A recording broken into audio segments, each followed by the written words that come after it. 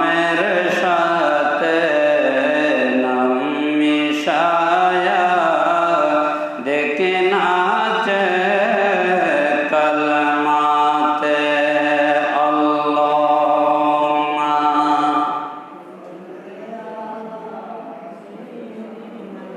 মাওলানা মুহাম্মদ ওয়া আলা আলিহি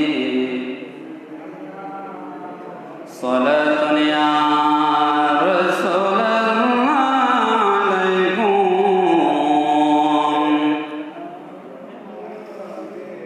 লা রব্বিল আরশ জিসকো जो मिला उनसे मिला बटती है कौनैन में निअमत रसूलुल्लाह की सलातुन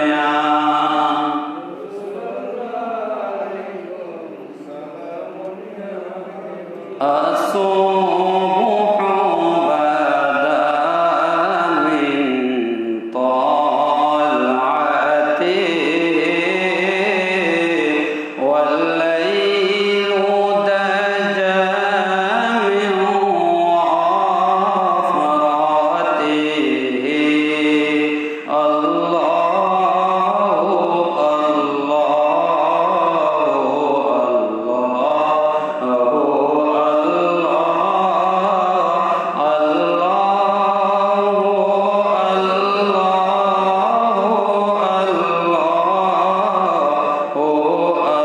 الله كنز الكرم مولى النعم هادي الأمم لشريعته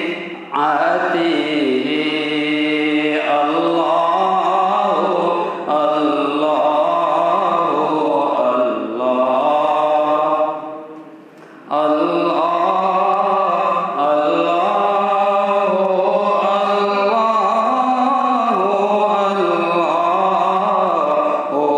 الله جبريل أتى ليلة أسرى والرب دعا لحضرته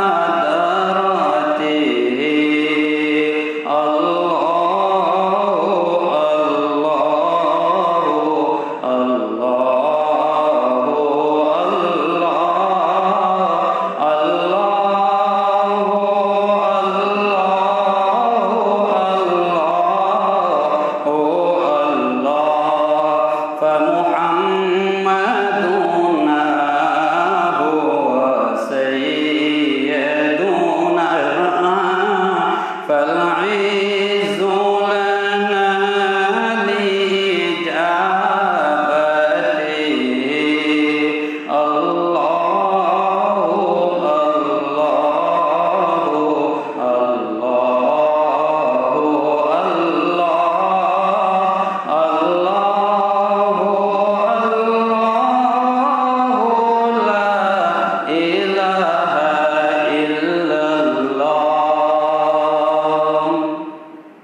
উপস্থিত শ্রদ্ধাভাজন মুসল্লিয়ান ইকরাম, দূর দূরান্তের আগত মেহমান বিন্দু, পর্দানশীল ক্ষমাতি মুস্কুরাত মা ও বোনেরা, অনলাইনের মাধ্যমে দেশে ও প্রবাসে যে যেখান থেকে পবিত্র মাহে জিলহজ মাসের তৃতীয় জুমার আলোচনা শুনতে পাচ্ছেন, সবাইকে সালাম জানাই। আসসালামু আলাইকুম ওয়া রাহমাতুল্লাহি ওয়া বারাকাতুহু।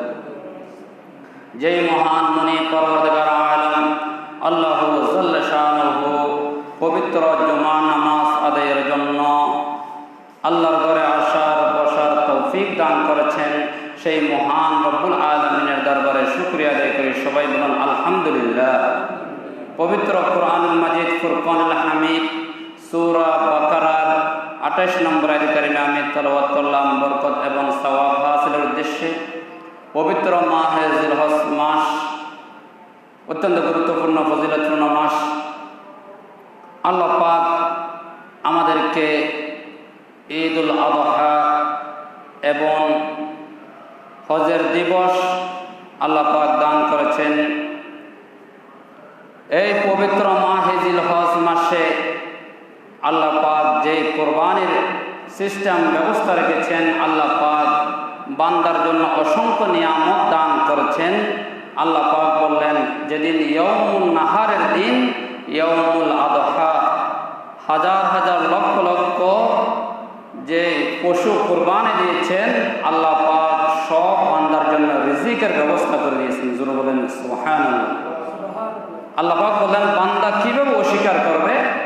বান্দার জন্য আমি আল্লাহ সব রেখে দিলাম, কিন্তু বান্দার একমাত্র তাকওয়া, আল্লাহ ইখলাসে দেখেছেন। আল্লাহ পাক বললেন, সব তার পশু পাখির যে মাংস সব কিছু তার জন্য রেখে দিয়েছি, আল্লাহর কাছে একমাত্র তার তাকওয়া, এটা আমি আল্লাহ দেখেছিলাম। আল্লাহ যারা আল্লাহর দরবারে কোরবানি দিয়েছে, আল্লাহ পাক বললেন, আমার বান্দার জন্য আমি যে রিজিক দিয়েছি, বান্দার রিজিক পাওয়ার পরে, এত নিয়ামত পাওয়ার পরে আল্লাহর দরবারে অস্বীকার করে, আল্লাহ পাক সেই জন্য সূরা বাকারার 28 নম্বর অধিকারীর মধ্যে তুলে ধরলেন, বিসমিল্লাহির রহমানির রহিম, কাইফা তাকফুরুনা বিল্লাহি ওয়া কুনতুম আমওয়াতান ফাআহইয়াকুম সুম্মা ইউমীতুকুম সুম্মা ইউহয়ীকুম সুম্মা ইলাইহি তুরজাউন। জোরে বলেন সুবহানাল্লাহ। আল্লাহ তাআলা বললেন, বান্দা যখন আমি সৃষ্টি করার পূর্বে কাইফা তাকফুরুনা বিল্লাহি ওয়া কুনতুম আমওয়াতা, সেই বান্দা মৃত্যু ছিল, তার কোনো অস্তিত্ব ছিল না। আমি রব্বুল আলামিন তার মায়ের গর্ভের ভিতরে আমি আল্লাহ তাকে রূহ দিয়েছি। আল্লাহ পাক বলেন, সুম্মা ইউমীতুকুম সুম্মা ইউহয়ীকুম সুম্মা ইলাইহি তুরজাউন। আল্লাহ পাক বলেন, সর্বপ্রথম মৃত্যু ছিল, তার কোনো অস্তিত্ব ছিল না, কিছুই ছিল না। আমি রব্বুল আলামিন তার জন্য জান দিয়েছি। এরপর আল্লাহ পাক বললেন, তার জন্য আমি হায়াত দিলাম। সুম্মা ইউমীতুকুম সুম্মা ইউহয়ীকুম, আমি রব্বুল আলামিন তাকে যে হায়াত দিয়েছি, হায়াত দেওয়ার পর আবার মৃত্যু দান করলাম। মৃত্যু দেওয়ার পরে যখন তাকে কবর দেওয়া হবে, সাথে সাথে মানুষ যখন 40 কদম চলে আসবে, তাকে আমার দুইজন আল্লাহর মেহমান যাবে, তাকে বসে মার রব্বুকা ওয়া মা দীনুকা প্রশ্ন করবে। জোরে বলেন সুবহানাল্লাহ।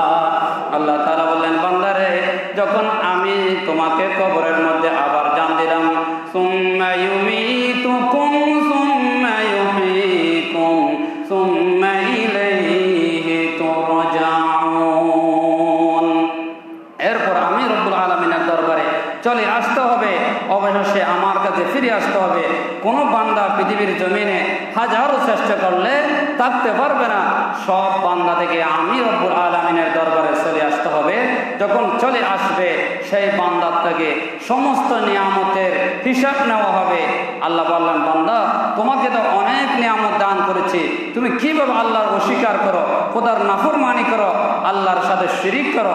আল্লাহ পাক বললেন, তুমি ছিলে মৃত্যু, তোমার কোনো অস্তিত্ব ছিল না, কিছুই ছিল না। আমি রব্বুল আলামিন তোমাকে জান দিয়েছি, তোমাকে হায়াত দিয়েছি, এরপর আবার মৃত্যু দিলাম, এরপর আবার জান দিলাম, এরপর সুম্মা ইলাইহি তুরজাউন, এরপর আমি রব্বুল আলামিনের দরবারে তোমাকে নিয়ে এসেছি। জোরে বলেন সুবহানাল্লাহ। আর জোরে বলেন সুবহানাল্লাহ। এরপর আল্লাহ পাক আবার বললেন, যে সময় আমাদের যখন কিছু অস্তিত্ব ছিল না, আল্লাহ পাক বললেন, তোমার ছিল রূহ জগতে, তুমি মায়ের রেহেমের ভিতরে আসো নাই, সেই সময় তুমি ছিল তোমার বাপের পৃষ্ঠদেশ, মায়ের ওবাম, মায়ের বক্ষপিঞ্জর, বাবার ছিল তুমি পৃষ্ঠদেশ থেকে এক ফোঁটা নাপাক পানি থেকে আমি রব্বুল আলামিন তোমাকে সৃষ্টি করেছি। আল্লাহ পাক পবিত্র কোরআনের মধ্যে বলেন, হাল আতা আলাল ইনসানি বিনুম মিনাদ দাহরি লাম ইয়াকুন শাইআন মাযকুরা। হুজুর বলেন সুবহানাল্লাহ। আল্লাহ পাক বললেন, তোমার মা এবং বাবার মাধ্যমে আমি কি করেছি, এক ফোঁটা নাপাক পানি থেকে তোমাকে আমি রব্বুল আলামিন সৃষ্টি করেছি। মানুষের উৎপত্তি করতে এলো, মানুষের জন্য তার কোনো উল্লেখযোগ্য বস্তু হিসাবে নাম ছিল না, পরিচয় ছিল না, কিছুই ছিল না। আল্লাহ পাক বললেন তুমি কোরআন থেকে জেনে নাও, কোরআনের ভিতরে আমি তোমার অস্তিত্বের কথা, তোমার পরিচয়ের কথা আমি আল্লাহ পাক তুলে ধরলাম। বিসমিল্লাহির রহমানির রহিম। ইন্না খলাকনাকুম মিন তুরাবিন সুম্মা মিন নুতফাতিন সুম্মা মিন আলাকাতিন মুতাগা। আমি রব্বুল আলামিন তোমাকে সৃষ্টি করেছি এক ফোঁটা নাপাক পানি থেকে, তোমার বাবার পৃষ্ঠদেশ থেকে, মায়ের বক্ষ বেঞ্জেরের ভেতরে দুইজনের মিলনের মাধ্যমে এক ফোঁটা নাপাক পানিকে রক্ত বানালাম। এরপর আমি মানুষ রূপে আমার বান্দা হিসেবে তোমাকে সৃষ্টি করলাম। জোর বলেন সুবহানাল্লাহ, আর জোর বলেন সুবহানাল্লাহ। তখন আল্লাহ রাব্বুল আলামিন বললেন ওই সময় তোমাকে আমি আল্লাহ পঙ্গু করে দিতে পারতাম, নষ্ট করে দিতে পারতাম, মরা সন্তান হিসেবে পাঠাতে পারতাম, কিন্তু রব্বুল আলামিন বললেন ও বান্দা আমার অস্বীকার করো, আমার নিয়ামতের তুমি শুকরিয়া আদায় করো না। আমি রব্বুল আলামিন তোমাকে যা নিয়ামত দিয়েছি একমাত্র নিয়ামত হলো তোমাকে আমি গর্ভধারণ করে ওখান থেকে জীবিত অবস্থায় পৃথিবীর জমিন দেখাইছি। সর্বপ্রথম তোমার এটা বড় নিয়ামত। জোর বলেন সুবহানাল্লাহ, আর জোর বলেন না সুবহানাল্লাহ। অন্যান্য সন্তানের মতো তোমাকে মরা সন্তান হিসেবে পাঠাইতে পারতাম, তোমার যেই মায়ের রেহেমের ভিতরে রক্তর আকারে আমি আবর্ষণ করে দিতে পারতাম, নষ্ট করে দিতে পারতাম, কিন্তু আমি রব্বুল আলামিন তোমাকে মানুষ রূপে আমার বান্দা আমার শিকার, আমার শুকরিয়া আদায় করবে, আমার প্রশংসা করবে, আমার কোরআন তেলাওয়াত করবে, আমার নবীর উপর দরুদ শরীফ পড়বে, আমার হাবিবের উপর মিলাদ কিয়াম করবে এবং কোরআন তেলাওয়াত করবে। আমি রব্বুল আলামিন তোমাকে যে সৃষ্টি করলাম, তোমাকে যে হায়াত দিলাম, সুম্মা ইউমীতুকুম সুম্মা ইউহয়ীকুম, মানব জন্মের পূর্বে সব মৃত্যু ছিল। আজকে বিজ্ঞান 1400 বছর আগে আল্লাহ পাক কোরআন পাকের মধ্যে বললেন সমস্ত মানুষ জন্মের পূর্বে যখন সব মৃত্যু ছিল, আল্লাহ পাক আমাদেরকে রূহ জগৎ থেকে রূহ দান করলেন। জোর বলেন সুবহানাল্লাহ। আল্লাহ পাক বললেন বান্দা তুমি কিসের অস্বীকার করো? আল্লাহর নাফরমানি করো, আল্লাহর সাথে শিরিক করো।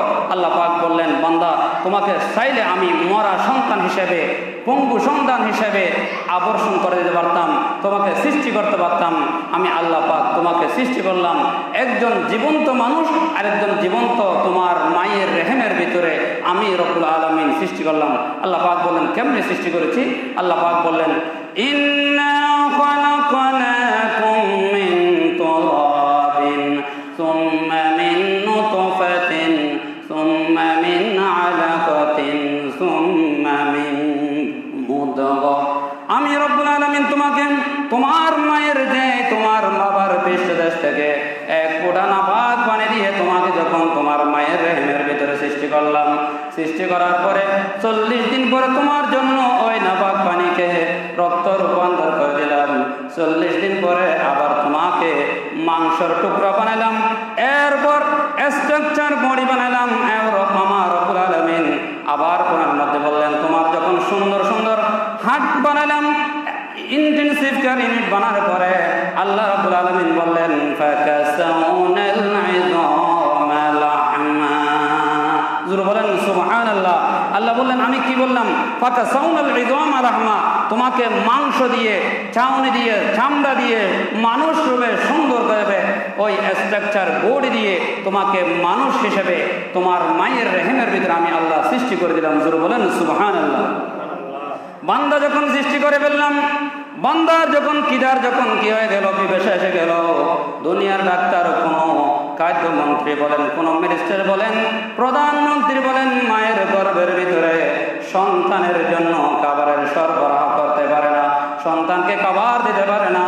আমি রব্বুল আলামিন তোমার মায়ের অসুখ বন্ধ করে দিয়ে, তোমার নাভির সঙ্গে, তোমার মায়ের নাভির সঙ্গে বাস করে দিয়ে, তোমার মায়ের রক্ত দিয়ে আস্তে আস্তে তোমাকে আমি আল্লাহ মায়ের গর্ভের ভিতরে বড় করে দিলাম। জোরে বলেন সুবহানাল্লাহ। ওই নাপাক রক্ত তোমার মুখে লাগাইনি, কারণ নাপাক রক্ত মুখে লাগলে বলে তোমার মুখ নাপাক হয়ে যাবে, কারণ এই মুখখানা জবান দিয়ে পৃথিবীর জমিনে এসে তুমি আল্লাহর জিকির করবা, কোরআন তেলাওয়াত করবা, আমার নবীর উপর সালাত সালাম দিবা এবং তুমি মিলাদ কিয়াম করবা। আমি রব্বুল আলামিন তোমার মুখখানাকে পবিত্র রেখে দিলাম। আমি আল্লাহ যেমন পবিত্র, আমার হাবিবুল্লাহ পবিত্র, আমার কোরআন পবিত্র, আমি আমার বান্দা বান্দিনের জবানকে আমি রব্বুল আলামিন পবিত্র রেখে দিলাম। জোরে বলেন সুবহানাল্লাহ। সালাতুন ইয়া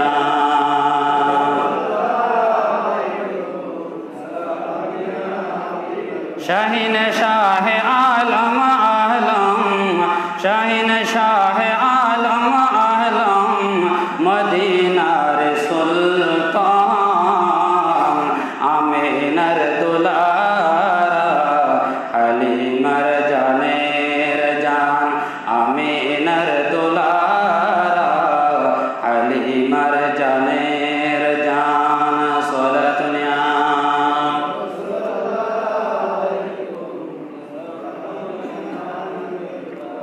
আমার রব্বুল আলামিন বললেন, বান্দা যখন ওখানে মায়ের গর্ভের ভেতরে যখন সৃষ্টি করলাম, সৃষ্টি করার পরে যখন তাকে আস্তে আস্তে বড় করলাম এবং একদিন, 2 দিন না 10 মাস 10 দিন পর্যন্ত মায়ের রেহেমের ভিতরে আমি রেখে দিলাম।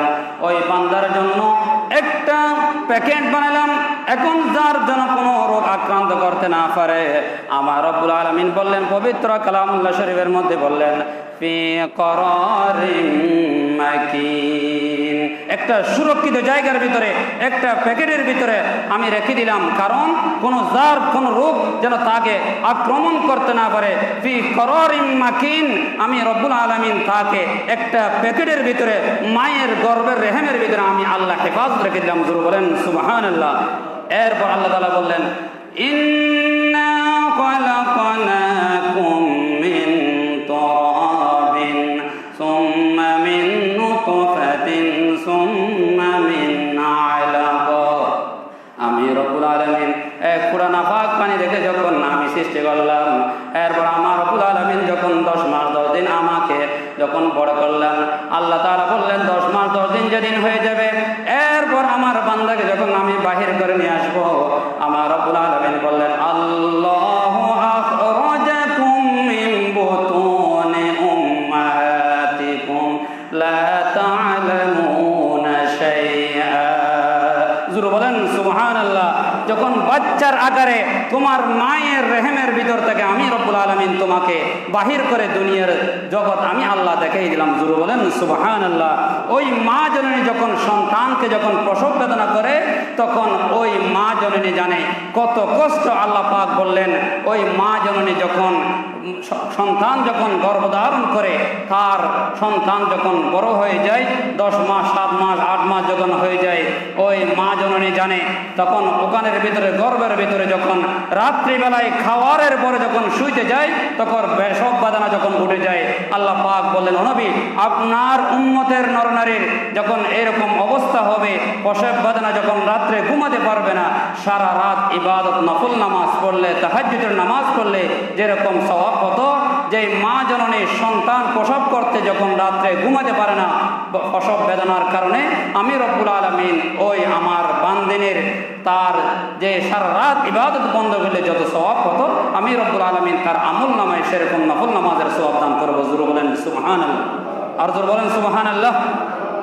এরপর সারা রাত তিনি তো ইবাদত বন্ধ করার সওয়াব পাবেন, এবং তিনি যখন রাত্রিবেলায় খাবারের জন্য যখন গেলেন, তিনি আর খেতে পারে না।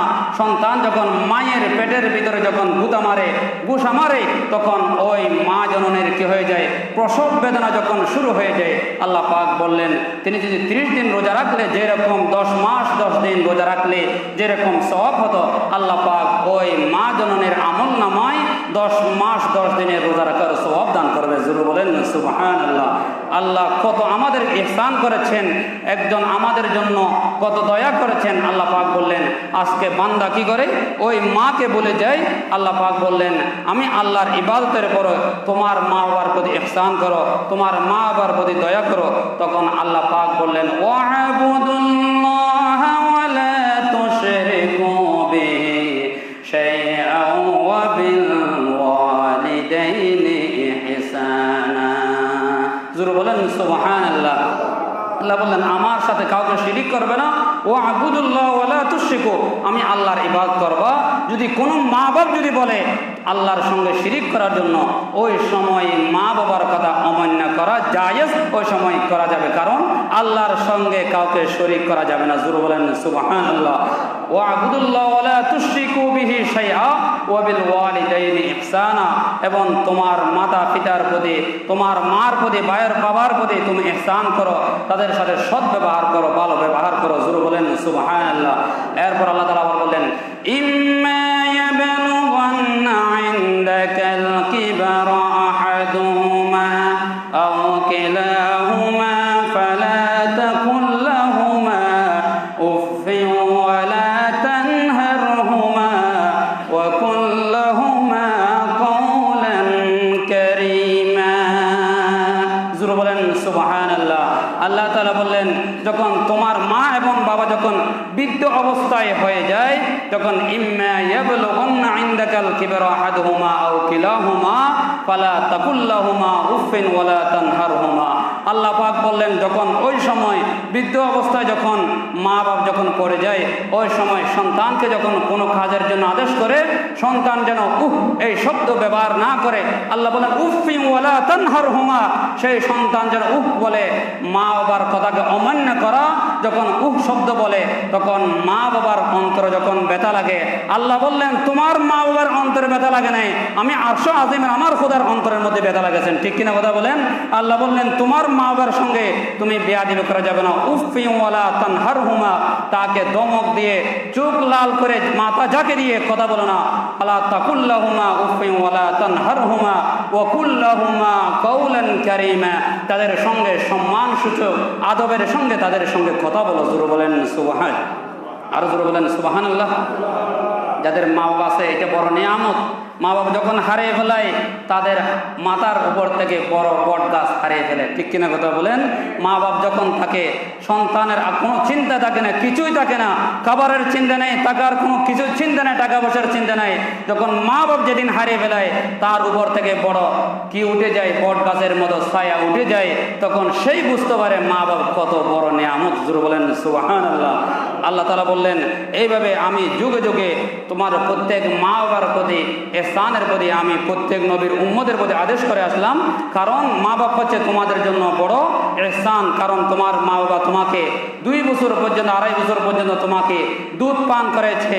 তোমার মায়ের দুধ যে খেয়েছো, তুমি তোমার সারা জীবনের তোমার গায়ের চামড়া দিয়ে, তোমার টাকা দিয়ে তোমার মায়ের যদি পায়ের জুতা ছিলা দাও, তোমার বাবার জুতা ছিলা দাও, তুমি কিয়ামত পর্যন্ত শোধ করতে পারবে না। জোরে বলেন সুবহানাল্লাহ। কারণ এই মা বাবা আজকে দুঃখ লাগে।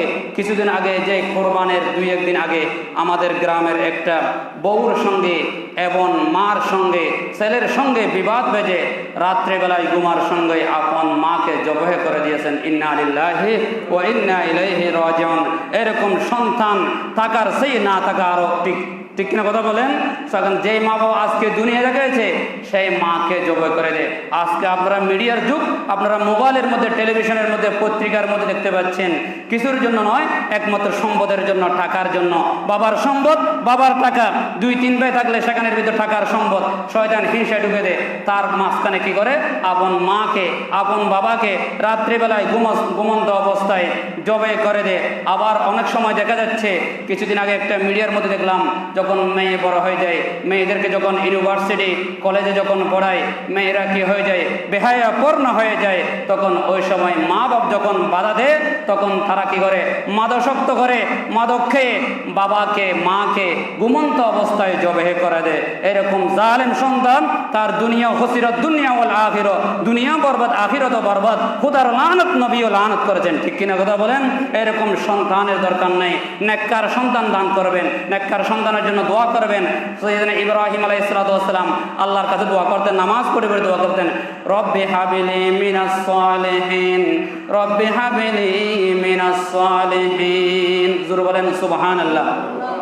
মরিয়াম আলাইহিস সালাতু ওয়াস সালাম, ঈসা আলাইহিস সালাতু ওয়াস সালামের মা যখন 12 বছর বয়স হয়ে গেল, উনি গর্ভবতী হয়েছিলেন, তখন তিনি দোয়া করেছিলেন, রব্বি হাবিলি মিনাস সালিহিন, আল্লাহ আমাকে নেককার সন্তান দাও, ভালো সন্তান দাও, আমার ইন্তেকালের পরে যেন আমার সন্তান আমার সুনাম ঠিক রাখে এবং আমার নামাজের পরে আমার কবরস্থানে যেন জিয়ারত করে।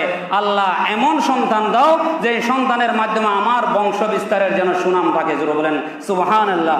নামাজের পরে সন্তানের জন্য দোয়া করবেন, মেয়েদের জন্য দোয়া করবেন। বর্তমান এগুলো করে না, সেই জন্য আমাদের সন্তানগুলো ভালো হচ্ছে না, ঠিক কিনা কথা বলেন? কারণ সন্তানের জন্য মা বাবা যখন দোয়া করে, 3 ধরনের দোয়া, 3 ব্যক্তির দোয়া আল্লাহর দরবারে কবুল হয়ে যায়। 1 নম্বর এক শ্রেণীর ব্যক্তি হচ্ছে যখন মুসাফির ব্যক্তি বিদেশে আছে, সেই মুসাফির ব্যক্তি যখন দোয়া করে, মুস্তাজাবুদ দাওয়া, তিনি দোয়া করার সঙ্গে সঙ্গে আল্লাহর দরবারে কবুল হয়ে যাবে সেই মুসাফির। 2 নম্বর হচ্ছে কোনো মানুষকে যখন জুলুম করা হয়, তখন যখন মজলুম হয়ে যায়, অসহায় হয়ে যায়, কোনো বিচার নাই, এলাকার মধ্যে যেদিকে যায় সেদিকে টাকার খেলা, টাকা দিলে বিচার আপনার দিকে চলে আসবে। যখন এই অবস্থা মজলুম হয়ে যায়, সেই মজলুম ব্যক্তি যখন চোখের পানি ফেলে ফেলে যখন সিজদায় পড়ে আল্লাহর দরবারে 2 হাত তুলে ধরবে, তখন তার দোয়া আল্লাহর দরবারে কবুল হয়ে যাবে। জোরে বলেন সুবহানাল্লাহ। 3 নম্বর হচ্ছে যখন মা বাবা যখন কোনো সন্তানের প্রতি যখন দোয়া করে, আল্লাহর দরবারে দোয়া কবুল হয়ে যায়। আপনার পীর সাহেব, বড় হুজুর, যে হোক না কেন, তার দোয়া 100% থেকে 50-50 কবুল হতে পারে, কবুল না হতে পারে, কিন্তু আমার নবীজি বললেন 3 শ্রেণীর ব্যক্তির দোয়া আল্লাহর দরবারে কবুল হয়ে যাবে। এখন এর ভিতরে মা বাবার দোয়া যখন সন্তানের জন্য দোয়া করে, সেই দোয়া আল্লাহর দরবারে, আল্লাহ এবং মা বাবার মাঝখানে আর কোনো পর্দা থাকে না, তা আল্লাহর দরবারে কবুল হয়ে যায়। জোরে বলেন সুবহানাল্লাহ। সালাতুন ইয়া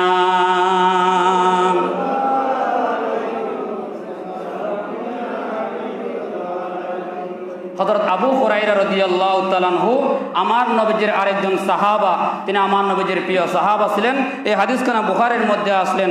তখন যখন বনি ইসরায়েলের যুগের ভিতরে জুরাইস নামে একজন সাধক ছিলেন, ইবাদত বন্দেগী ছিলেন, আল্লাহওয়ালা ছিলেন। তখন তিনি ইবাদত বন্দেগী করতেন। বুখারী শরীফের মধ্যে হাদিসখানা আছে এবং মিশকাতের মধ্যে আরো বিভিন্ন কিতাবের ভিতরে এখানে তোলা হয়েছে। তখন ওই জুরাইস নামক ওই ব্যক্তি আল্লাহর প্রেমিক ছিল, আল্লাহওয়ালা ছিল। তখন তিনি একটা ইবাদতখানা ছিলেন, তিনি ইবাদত বন্দেগী করতেন।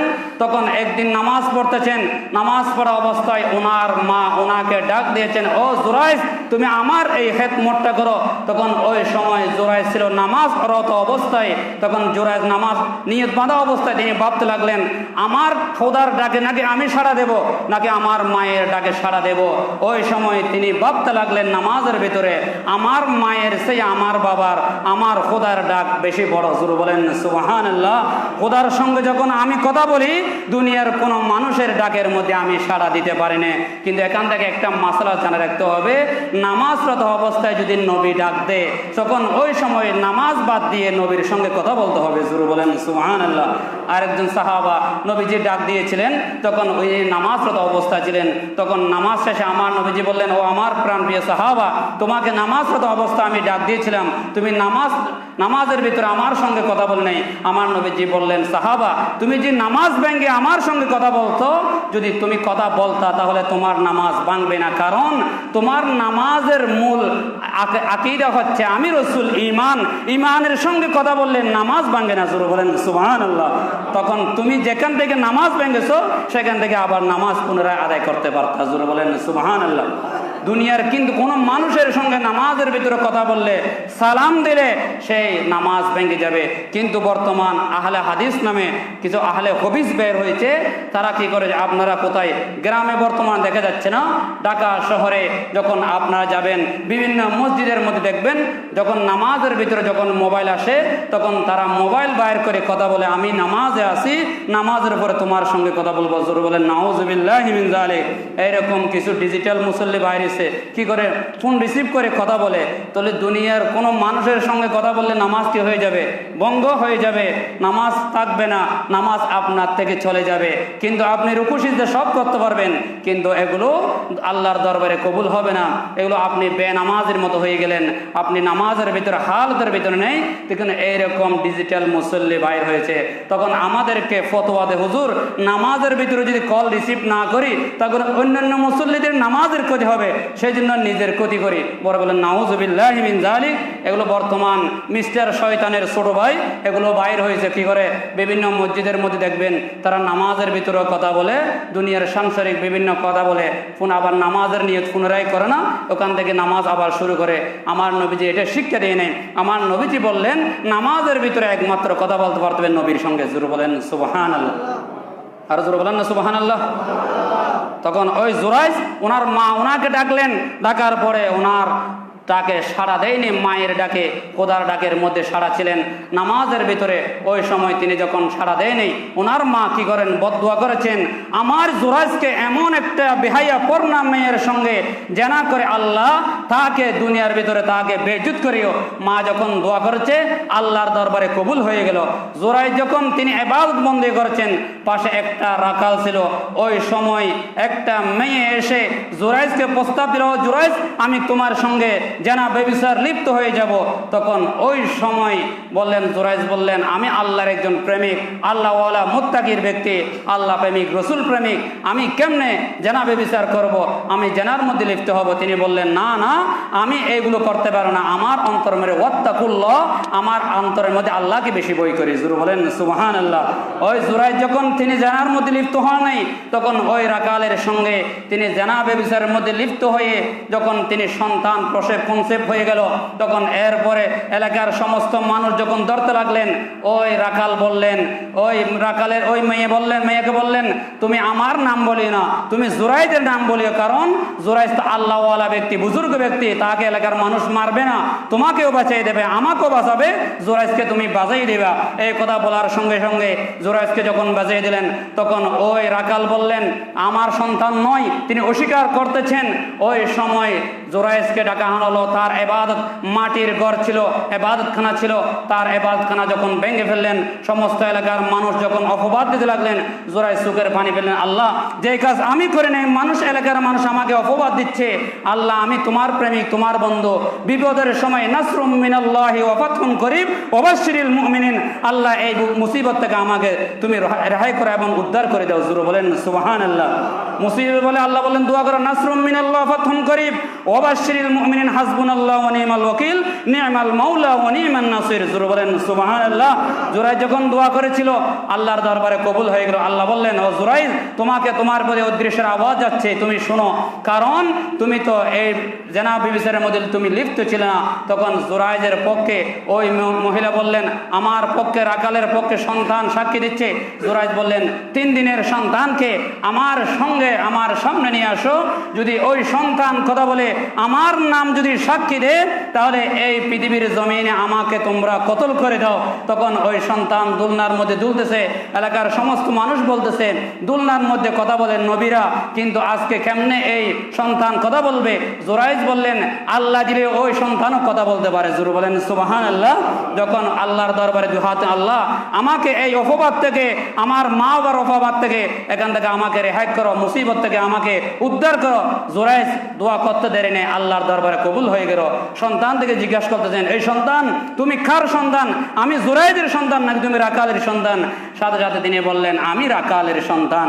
এটা শোনার সঙ্গে সঙ্গে জুরাইজের যেই বদদুয়া করেছিল মা বাবার বদদুয়া কবুল হয়ে যায়, কিন্তু এটা আল্লাহ পাক বললেন এটা বদদুয়া হইল, আমি আল্লাহ কি করলাম, তুমি যে সৎ পদের মধ্যে ছিলে, আমি আল্লাহর পদের মধ্যে ছিলে, তোমাকে বিপদের সময় আমি উদ্ধার করে দিলাম। জোরে বলেন সুবহানাল্লাহ। ওই সময় জুরাইজকে যখন বললেন আমরা তোমার মাটির ঘর পাকা করে দেব, তিনি বললেন না না, পাকা করতে হবে না, আমার মাটির ঘর আমাকে বেঁধে দাও, যেটা আমি আল্লাহর ইবাদত করে করে চোখের পানি ফেলে ফেলে আল্লাহকে ডাকতে পারি। জোরে বলেন সুবহানাল্লাহ। কিন্তু বর্তমান সমাজ এমন অবস্থা হয়ে গেল, আমার নবীজির কাছে এক সাহাবা এসে বললেন, ইয়া রাসূলুল্লাহ আমাকে জেনা করার জন্য অনুমতি দিন। তখন আমার নবীজি বললেন, ও সাহাবা তুমি কি বলেছো? বললেন, ইয়া রাসূলুল্লাহ আমাকে জেনা করার জন্য অনুমতি দিন। আমার নবী যদি অনুমতি দেন আজকে দেশের মধ্যে জেনা করা এটা বৈধ হয়ে যেত। তখন আমার নবীজি ডেকে বললেন, ও আমার প্রাণপ্রিয় সাহাবা তুমি কি তোমার মায়ের সঙ্গে জেনা করতে তোমার ভালো লাগবে? বললেন, ইয়া রাসূলুল্লাহ না। তোমার বোনের সঙ্গে জেনা করতে তোমার কি ভালো লাগবে? না ইয়া রাসূলুল্লাহ। বললেন, তোমার বউর সঙ্গে জেনা করতে যদি অন্য মানুষ জেনা করে তোমার কি ভালো লাগবে? তখন বললেন, ইয়া রাসূলুল্লাহ তুমি যে অন্য মেয়ের প্রতি তুমি জেনা ব্যভিচারের মধ্যে লিপ্ত হয়ে যাবা, এটা তোমার দ্বীন ইসলামের আল মুসলিম আকুল মুসলিম, এটা তোমার ভাই বোন তুমি যে জেনাবে বিচারের মধ্যে লিপ্ত আছো, ইন্নাল মুবাজ্জিরিনা কানু ইখওয়ানা শায়াতিন, এটা শয়তানের ভাই, কারণ এটা হচ্ছে শয়তান ছাড়া আর কেউ করে না। আমার উম্মত জেনাবে বিচার করতে পারে না। আল্লাহ পাক আমাদের প্রত্যেককে নবীর আদর্শ এবং মা বাবারকে হেদমত করার তৌফিক দান করে, সবাই বলেন আমিন। কারণ দেখেন বর্তমান সমাজ ফেতনার যুগ, যে মিডিয়ার মধ্যে দেখে দেখে একজন করে আরেকজনকে মা বাবাকে ঘুমন্ত অবস্থায় জবে করে দিচ্ছে। একমাত্র কিসের কারণে?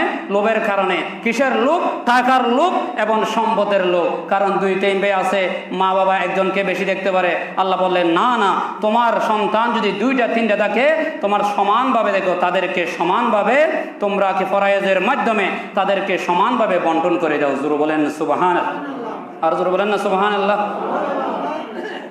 এইভাবে আল্লাহ পাক শিক্ষা দিলেন। কিন্তু আজকে দেখা যাচ্ছে সেই মা বাবার খবর কোথায়? মা বাবার জিয়ারত নেই, কিছু নেই। আমরা কি করি? বেশি সওয়াবের উদ্দেশ্য বড় বড় মসজিদে, মাজারে, বড় মসজিদে আমরা দৌড়ি। ঠিক কিনা কথা বলেন?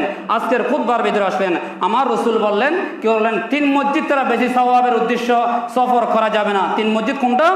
একটা হচ্ছে দেখি মসজিদুল হারাম শরীফ, মসজিদুল আকসা, মসজিদে নববী। এই 3 মসজিদ ছাড়া বেশি সওয়াবের উদ্দেশ্য আপনারা যেই সফর করেন না, জুমার নামাজ আদায় করেন, করা যাবে না। এই 3 মসজিদের মধ্যে বেশি সওয়াব হবে। হারাম শরীফে নামাজ পড়লে 1 লক্ষ রাকাতের নামাজের সওয়াব, মসজিদে নবী শরীফে 1 রাকাতে 50 রাকাতের সওয়াব, এবং মসজিদে যে আকসা শরীফের মধ্যে নামাজ পড়বেন 1 রাকাতে 25,000 সওয়াব। তাহলে এই 3 মসজিদ ছাড়া আর দুনিয়ার যত মসজিদ আছে আপনি নামাজ পড়বেন, দিয়ানপাড়া জান মসজিদে নামাজ পড়লে যেরকম সওয়াব, এবং বাইতুল মুকাররমে নামাজ পড়লে একই সওয়াব। ঠিক কিনা কথা বলেন? কিন্তু এগুলো বোকামি। আল্লাহ নবী যে বললেন না না তোমরা এগুলো করবে না, কারণ এগুলো হচ্ছে দেখি আমার নবীর আদর্শ নয়। কিন্তু বর্তমান দেখা যাচ্ছে তোমরা কি করো? মা বাবার কবর জিয়ারত করার জন্য তোমার বাড়ির পাশে যেটা জামে মসজিদ আছে সেখানে নামাজ পড়ো, নামাজের পরে তোমার মা বাবার কবরস্থানে গিয়ে তুমি সালাম দাও, তাদের সঙ্গে তোমরা সাক্ষাৎ করো। জোরে বলেন সুবহানাল্লাহ। আল্লাহ পাক আমাদেরকে যাদের মা বাবা বেঁচে আছে প্রত্যেকের খেদমত করার তৌফিক দান করো, সবাই বলেন আমিন। এবং আমাদের মাঝে যে গত জুমায় নামাজ পড়লো ইদ্রিস মুন্সি, মরহুম ইদ্রিস মুন্সি, এবং ঈদের দিনে নামাজ পড়েছিল, আমাকে অনেক মহব্বত করে এবং বারবার আমাকে বলতেছেন আমার চেহারা দিকে একটু তাকান। আমি ওনার চেহারা দিকে বারবার দেখতেছি, উনি আমার দিকে এক নজর তাকিয়ে আছে। মনে হয় ওমার জানা হয়ে গেল যে উনি যে এই জুমা আর আমার পিছনে আর পড়বে না, আমাদের সঙ্গে আর পড়বে না। ওনার অন্তরের মধ্যে জানা হয়ে গেল। ঈদের দিন আমাকে বারবার বলতেছে আমার চেহারা দিকে একটু বারবার আপনি দেখেন, আমার জন্য একটু দোয়া করবেন। উনি বারবার আমাকে 2-3 বার করে বলতেছেন। মনে হয় ওনার ভিতরে জানা হয়ে গেছিল। আল্লাহ পাক ওনার কবরকে জান্নাতুল ফেরদৌস নসিব করে, সবাই বলেন আমিন। একদিন আমাদেরকে এরকম চলে যেতে হবে। কিছুদিন আগে আনোয়ার হুজুর চলে গেল এবং ইদ্রিস মুন্সি গেল, এক একজন চলে যাব, কেউ থাকবে না। গত জুমায় আমাদের সঙ্গে আজকে কবরের সাথী। ঠিক কিনা কথা বলেন? এরকম আমাদেরও চলে যেতে হবে। যাওয়ার আগে আমাদের আমলকে মজবুত করে নিতে হবে। আল্লাহ পাক আমাদের প্রত্যেককে এবং ঈমান, আমল এবং মা বাবার খেদমত করার তৌফিক দান করুক। ওয়া আখির দাওয়ানা আনিল হামদুলিল্লাহি রাব্বিল আলামিন। যারা 4 রাকাত নামাজ পড়েন 4 রাকাত আদায় করে নিন। আসসালামু আলাইকুম ওয়া রাহমাতুল্লাহি ওয়া বারাকাতুহু।